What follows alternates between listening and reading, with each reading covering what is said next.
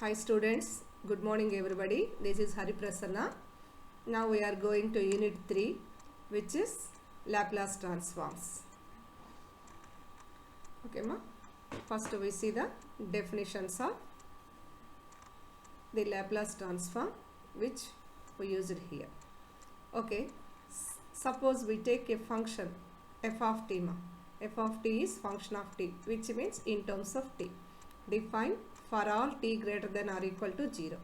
If the integral 0 to infinity e power minus st f of t dt exists, then it is called the Laplace transform of f of t, and it is denoted by L of f of t or f of s. In some books it may be also written as f bar s. Okay, as you wish, f of s or f bar s. See the definition ma. F of t is a function. What is the function of Laplace transform? Denoted by L of f of t or f of s. What is its definition? L of f of t. This is integral 0 to infinity e power minus st f of t dt exists. Suppose this integral exists, then it is called the Laplace transform. Here f of s is there. In this f of s is parameter. It may be real or complex number. L is called Laplace transform operator. Now we can write as formula L of f of t is equal to 0 to infinity e power minus st f of t dt. This is very important formula.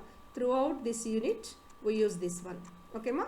You should learn this very well. L of f of t, or also it is equal to f of s. Now see the next definition, which is piecewise continuous function. Suppose we take a function f of t.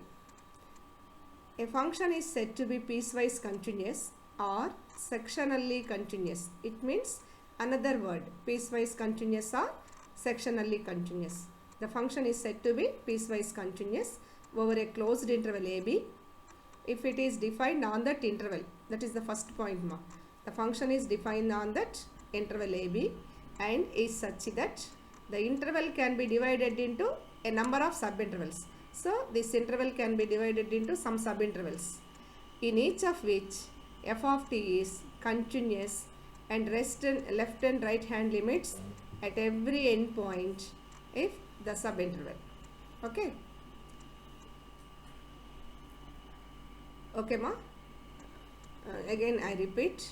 The function is said to be piecewise continuous. What is the first point? The function is defined on that interval. Point 1. Second point, such that the interval can be divided into number of subintervals. Second point. Third point, on every subinterval it is continuous and has left and right hand limits. Okay. First point, the function is defined on the interval. Second one, it is divided into subintervals. Third point, in each of subinterval it is continuous and right and left hand limits exist. Then we say the function is piecewise continuous. See the next definition, the function of exponential order. Let the function f of t.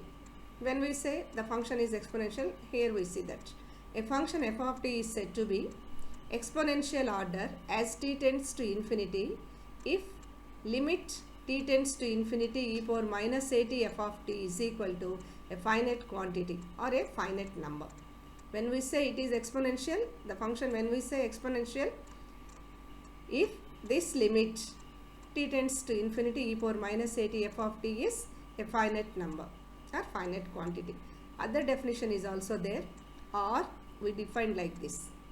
If for positive number t there exists a positive number m such that mod f of t less than m e power at. See this difference ma. Here f of t modulus e power minus at ఈ side వచ్చేసరికి e power 80 అవుతుంది. Finite quantity means m. కాబట్టి this definition is okay. Or another words, you let the function is exponential order if mod f of t less than m e power 80 for all t greater than or equal to capital T. Now we define two functions ma. What are that?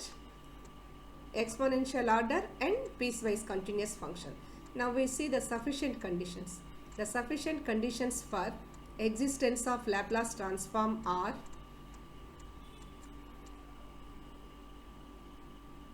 first one, f of t is piecewise continuous function in interval AB. Okay, where a greater than 0, b greater than 0. That means these are positive numbers. And the second condition is f of t is of exponential order function. So here you observe if the function is f of t is piecewise continuous and also f of t is exponential order, then only we can find the Laplace transform of the function f of t. These are two the sufficient conditions, the existence of Laplace transform. So suppose we find L of f of t, that function must be piecewise continuous and exponential order. Okay, next see the linear property.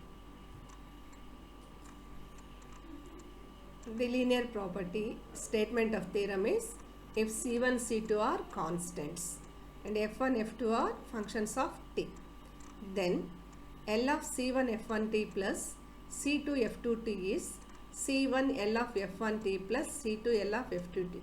What does it means, ma?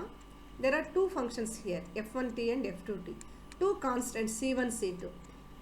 We are going to find the Laplace transform of this sum of these two functions with constants.